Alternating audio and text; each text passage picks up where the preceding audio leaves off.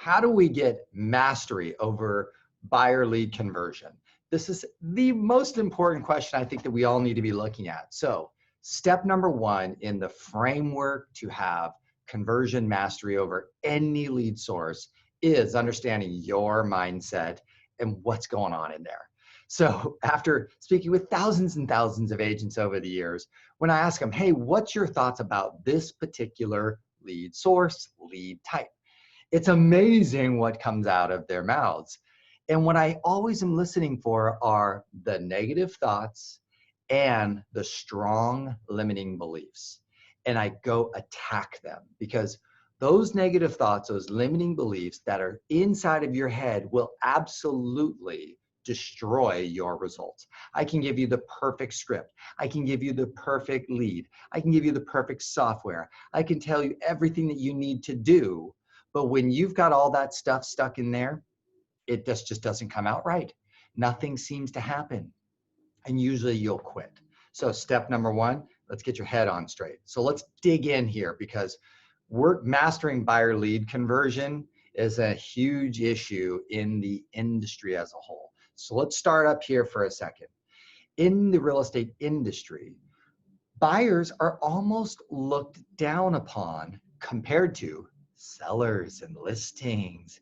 Everybody wants them. So this is number one, is there's a little bit of a negative thought and some limiting belief here that working with buyers and having masteries over buyers is not as cool and as sexy as working with listings. That's number one. Number two, if I asked the average 5-year, 10-year agent, I said, hey, how do you like working with buyers? You know, what is your biggest concern or your biggest objection with working with buyers? You'll hear the same things. Lack of loyalty. They take forever. They're a pain in the beep, right? And so when I looked at that and I went deeper in my coaching analysis, my business analysis of that, I was like, well, wait a minute. Do we give high value education consultations? And the answer is no. Do we have clearly defined service plans and action plans of what to do and how to do it? The answer is no. And so when I really dug deep into those big limiting beliefs, oh, buyers, they'll take forever. It's a waste of time. You know, they're not loyal. When I really looked at those clearly as a whole and took a step back and looked at all like the difference between buyers and sellers or sellers and buyers, I was like, oh, it's pretty simple as to what happened here. So I will tell you that in the industry, you may have inherited some negative thoughts and some limiting beliefs that really are not true, okay? Then I looked them as also an opportunity, okay? So how do we solve those problems? And if we could, what would be possible? So we'll get over there in a second. But step one is recognize that there's this whole thing going on in your head and we need to unravel that and let's get you to net neutral. Now we're at net neutral. Let's get over to an empowered and inspired. Let's look at a couple things that are really important with mastery over buyer conversion. Number one is right now, the cost of acquisition for a buyer lead is very low. The cost of acquisition for a seller lead is still really high. We today can control pretty easily the amount of buyer leads we can bring into our conversion, our funnel pretty easily. We have a lot of control over that. Over on the sell side, very little control. So the cost of acquisition and the control lever is really positive over on the buy side. Number two, the competition right now on the buy side. On the sell side, you have huge amounts of competitions. You have some of the best agents in your marketplace, direct mail, phone calls, you know, marketing plans, elaborate advertising strategies, spending huge dollars to beat you on the listing side. We have discounters. We've got Redfin offering lots and lots of services for super discounts. We got flat fee brokers. We got a lot of competition over there. On the buy side, what do we got? Nothing. No one's competing really for the buyers. So you got a very low level of competition on the buy side, which ding, ding, ding, I like that, right? That's really, really big to think about, okay? Now on the, you know, the cost of sale, Okay, the cost of sales. So if we look over on the sell side, if I get a listing, I'm paying money out of my pocket. I have holding cost. And then, then of course I have some listings sell, some don't. And I still lose money and I lose time. So it's the same over here on the buy side, but most people will really just dismiss the real reality of that. On the list side, we spend money and we have money out of pocket and we don't sell every one of our listings. So that happens to us over here. We just don't really talk a lot about that.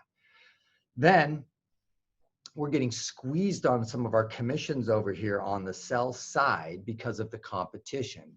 And so if we were to really take a look at the average commission rate on a listing side versus the average on the buy side across the country in 2019 or here we are in 2020, it'd be interesting to see which percent rate was higher. I don't know. It would be interesting to see that. What is it for you? Have you looked at that? Okay. So I know it's very difficult here in San Diego. I'm in a lot of competition with Redfin, discounters. Then I'm dealing with the top agents in town. And it's a lot of effort to be real good to win those deals. Okay. Now on the buy side, you pretty much get the standard. Sometimes you get the extra incentive with a little bit more. Very rarely do I see it a little lower. Okay. So your cost to sell is actually pretty good over here on the buy side. Last thing is lifetime value of the client. See, this is where it actually gets real good, because if I take a buyer and I put them into my marketplace, I could get a lot of referrals if I work that relationship well. That's good.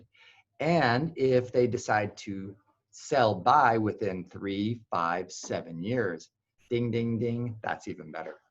If we put them into a starter home and they trade up, wow, that's 3 sides, 3 commission checks, 1 client. Now let's go back to lifetime value of a client. With a lot of my senior veteran, very successful listing agents, a lot of times, not always, but a big percentage of the sellers leave the area. And so when I'm asking them, tell me about your past clients in your sphere of influence, repeat referral business, a lot of times that referral business is a little lower because they're such listing heavy. Everybody's leaving the area most of the time. And so their second and third deal with that same client is less compared to. The number of referrals is less compared to. So all I'm doing is just creating a case that says, hey, mindset, attitude, should we have a more positive, empowered, and inspired mindset about this buy-side opportunity? Absolutely, yes. Now, let's look at the final piece to the puzzle, which is the value of the service that we can offer a buyer. What do you think? With a buyer, we get the opportunity to do a deep dive consultation and to help them come into a house that can improve the quality of their life, help them grow, raise their family, help them, become a better human being, connect in with a great community. There's a little bit of this wonderful satisfaction with that. Second thing is we can help them purchase a home that improves their long-term financial well-being. Their real estate asset value goes up. So on the buy side, we can help people improve the quality of their life and help them grow their wealth in real estate. That's pretty awesome. So on the next session, when we look at step number 2 of mastery of a lead source, we're going to look at the customer's journey.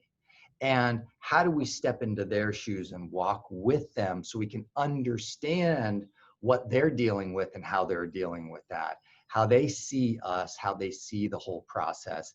And that will unlock this whole thing before we get to scripts, skills, and presentation.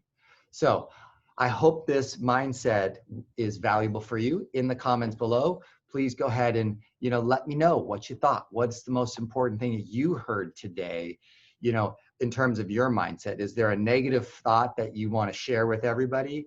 Or what inspired you most on the positive side? Please leave that in the comment, and I look forward to helping you, and be ready for the next session on walking in the customer's journey. This one will unlock all of the things we need to work on. All right, have a great day.